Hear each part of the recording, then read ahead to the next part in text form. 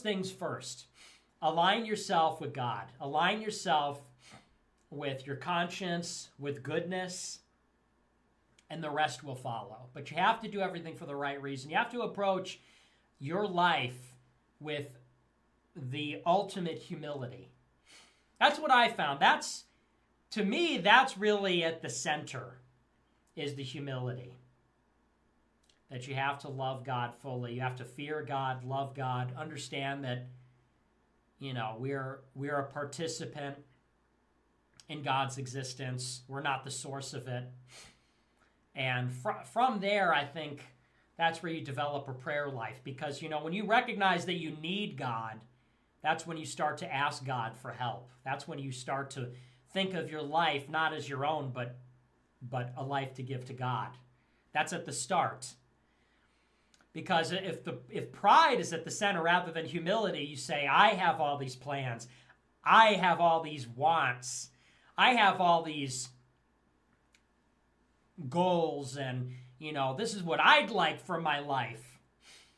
And if you start from that position and religion comes after, then religion can only ever be an instrument of what you want, but at the base of it, we really are so minimal compared to God, and that's why you have to start with a deep and profound humility to, really be in God's presence. And I think that's why the rosary is such a good thing. I'm not the biggest rosary guy, but I think that is why it's such a powerful tool, because when you meditate on the Passion, that's when you really understand the essence of God, and that's, I think, what really instills you with a great deal of humility and some encounter with God.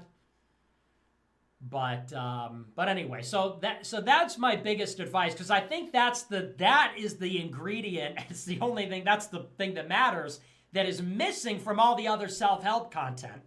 Because people look at me and they don't think of me as like a self-help creator. It's the opposite. People say, you don't tell your guys to get in the gym, and you need to get in the gym, and you need to stop eating McDonald's. And it's like, well, the difference between me and a self-help guy is because I don't actually think that, I don't believe in the self, and I don't believe in self-help. I believe in giving your life to God and doing God's will. I don't believe in the self-help. We can't help ourselves.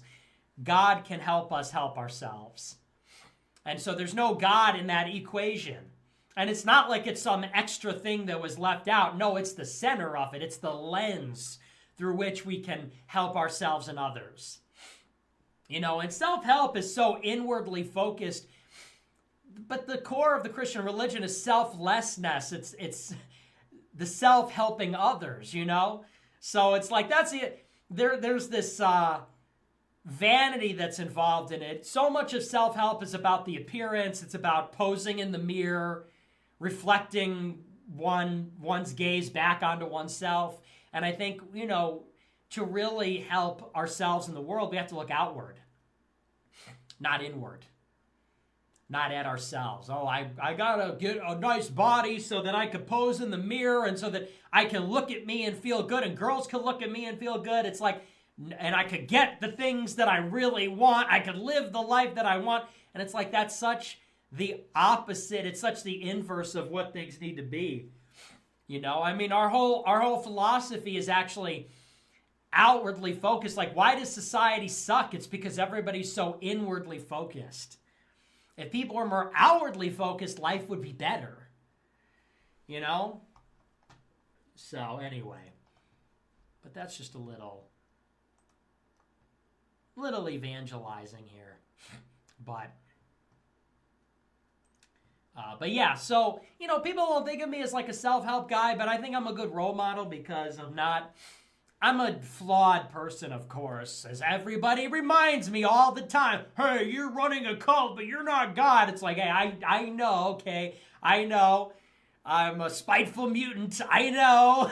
Okay. Keith Woods calls me a spiteful mutant. I'm like, that actually cuts because it's true. Like, stop saying, it's like, you wouldn't call a fat person fat because they're fat. It's like, actually hurts their feelings because they are. But, but I'm a good role model because I don't smoke, I don't drink, I'm not out there carrying on like some people are with these like sex scandals and like this guy Nick Rakita, brother, this lawyer, Destiny, Bronze Age pervert. He's like gay and Jewish, and Curtis Yarvin's dating a Satanist and has all these baby mamas, and it's endless like that. So I think I'm pretty good, but at the core is you just have to have that humility, that love of God. You don't have to be perfect, but you do just have to have that love of God. You have to follow your conscience. So anyway, I'm glad to hear that. Saad Syed sent $5. If Sneeko takes 1 hour to fix his teeth and Terry's